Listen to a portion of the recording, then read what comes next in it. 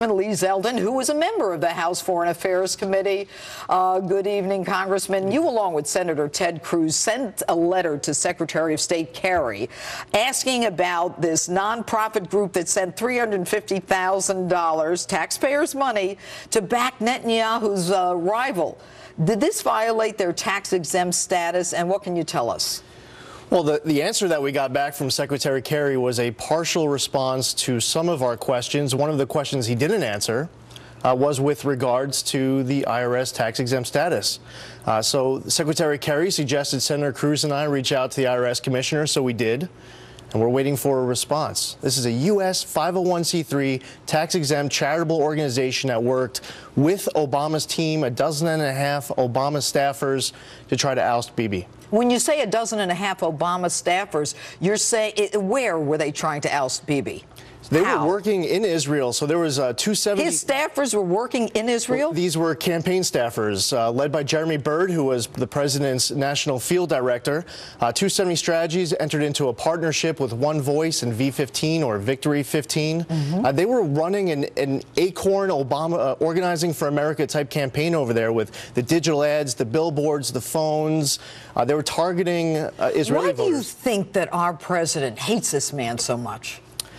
Well, he lost. I think the president Tuesday night felt like he lost. I don't know. Maybe it's because he found someone who is filling that vacuum in the Middle East, created this. Our president, right now, Israel and our allies are in that foxhole, and they're looking around, and they can't find our president anywhere. The leader of the free world is busy negotiating a bad deal with Iran. And what do you think of this video that the president made for the people of Iran, saying, he wants to give them jobs and all that? What is that about?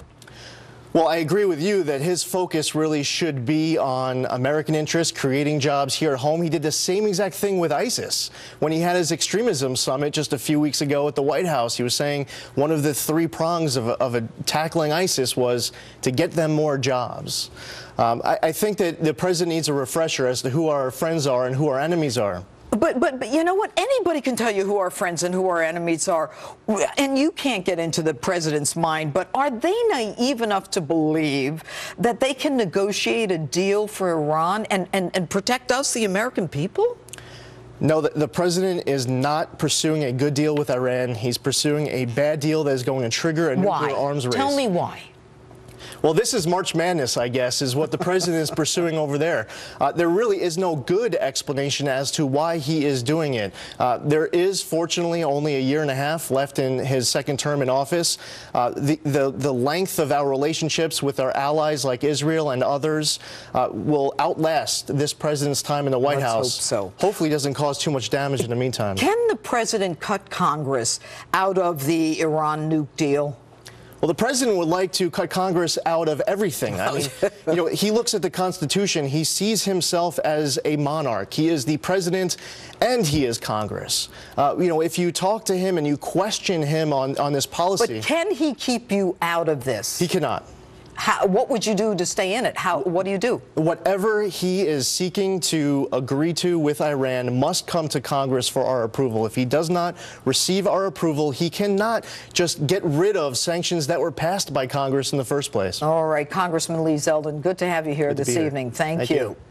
And coming